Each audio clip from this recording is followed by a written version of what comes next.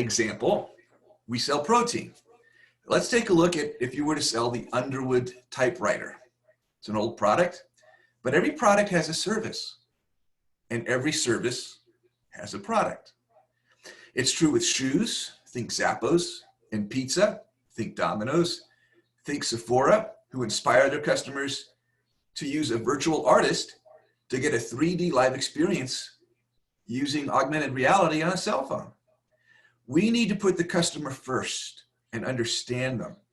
And that's why I love this product from Underwood Typewriters, the first major typewriter company founded in 1895. If you were the CEO of an outdated product from a 125-year-old company, how would you evolve to keep your offering relevant? You see, the Underwood Typewriter is an actual product. This is a USB typewriter. It sells for $1,300. And many look at this product and say it was built for those who are resistant to change. Others look at it and say it was built to embrace change and to provide an experience that merges the old with the new. So what this product illustrates to me is that not only do we need to integrate legacy technology, say a typewriter, with newer technology, say an iPad or mobile computing, but we also need to integrate revered habits with newer practices.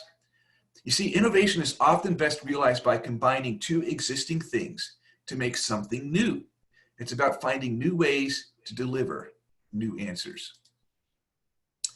So I've talked about this in the past. This is an example of what's happening in the transportation industry.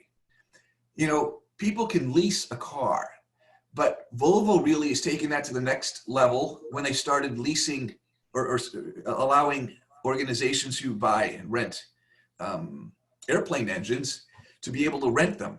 And now you can subscribe to your transportation, right? You can literally subscribe to a Volvo. It's different than a lease. This is a new business model. It's a new way of thinking.